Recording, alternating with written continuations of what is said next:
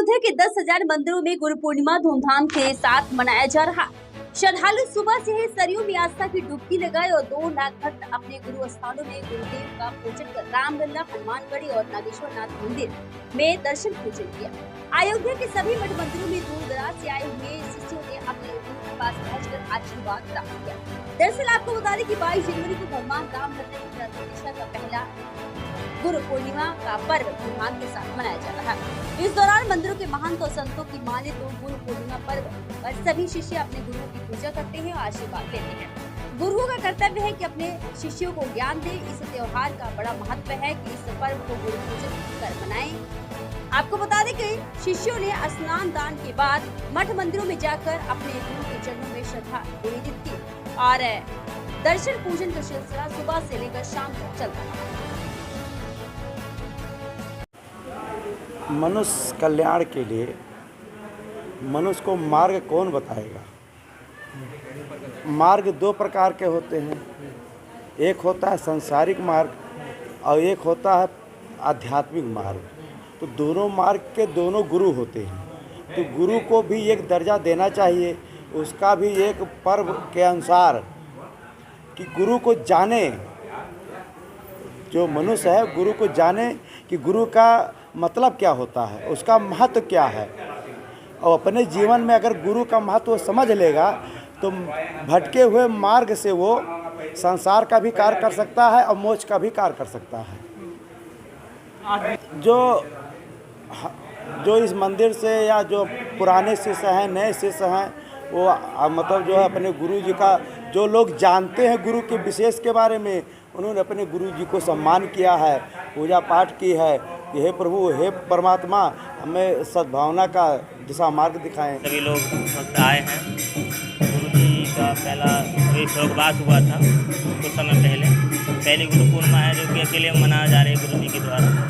और सभी भक्त भी आए हैं, चंडीला से हैं, लखनऊ से और भी सब जगह से आए हैं। पहली बात तो गुरु पूर्णिमा महामहोत्सव की सभी देशवासियों को, सभी सनातनियों को बहुत बहुत हार्दिक शुभकामनाएं, मंगल बधाई। गुरुदेव भगवान की कृपा सदैव सभी भक्तों पर बनी रहे। आज गुरु पूर्णिमा का महामहोत्सव है। आज जो साल भर तक लोग जो बाहर रहते हैं या अन्यत्र रहते हैं, वो लोग गुरु जी के आकर के पूजन करते हैं। ये गुरु जी का सर्वश्रेष्ठ दिन होता है। सबसे पहले तो सभी भक्तों को गुरु पूर्णिमा की हार्दिक बधाई, शुभकामना। और अयोध्या धाम में ही नहीं, अपितु पूरे भारत में जहाँ जहाँ शिष्य परंपराएं हैं, पूरे हर्षोल्लास के साथ ये पर्व मनाया जाता है। और अच्छी बात पूछ रहे हो। यह जो प्राण प्रतिष्ठा के बाद पहला ये सावन है और ये गुरु पूर्णिमा जो है ये प्रथम बार है उनकी प्राण प्रतिष्ठा के बाद।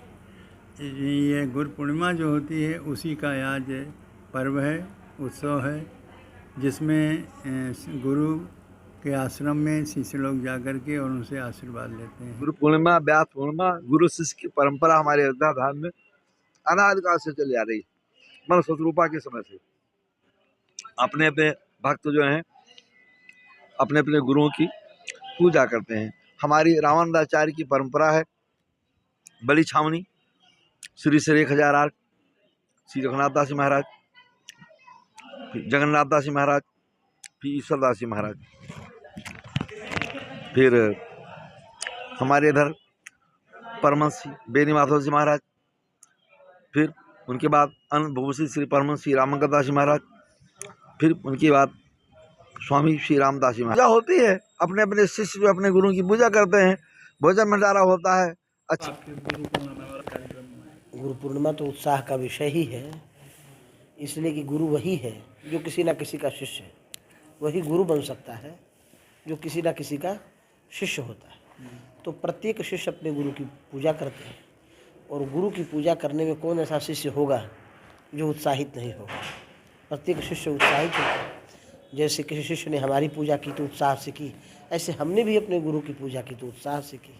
आज इसको व्यास पूर्णिमा भी कहते हैं। आज ही के दिन श्री कृष्ण द्वैपायन वेद व्यास जी का प्रादुर्भाव हुआ था, इसीलिए गुरु पूर्णिमा व्यास पूर्णिमा है। और व्यास जी ही संपूर्ण जीव जगत के गुरु हैं, इसलिए उन्होंने जीवों को अज्ञान से ज्ञान की ओर जो है अपने दिव्य शक्ति के द्वारा ग्रंथों की रचना